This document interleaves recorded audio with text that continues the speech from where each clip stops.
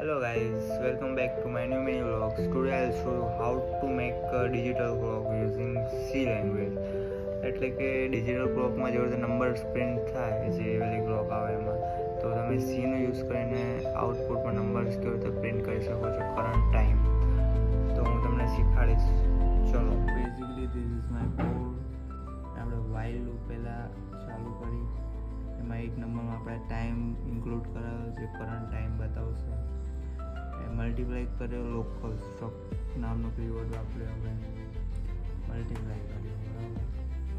Current time રહેશે, like અત્યારનો જે કરંટ ટાઈમ હશે એને ફેર બરાબર. પછી આઈડિયલ કોડ છે કન્સોલ ક્લિયર કરવા માટે, અને આ છે કરંટ ટાઈમ ડિસ્પ્લે કરશે આઉટપુટમાં, લાઈક હવર, લોકલ ટાઈમ, એ બધું, local minute, local second.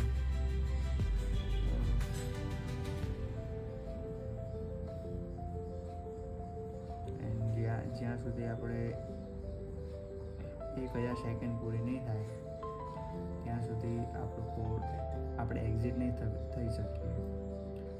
1000 લાઈનનો code પતશે ત્યારે આપણે એક્ઝિટ થશે. તો આવી રહ્યું છે આપણું આઉટપુટ, લાઈક આવું ડિજિટલ ક્લોક રાખેલું, એના તેનો કરંટ ટાઈમ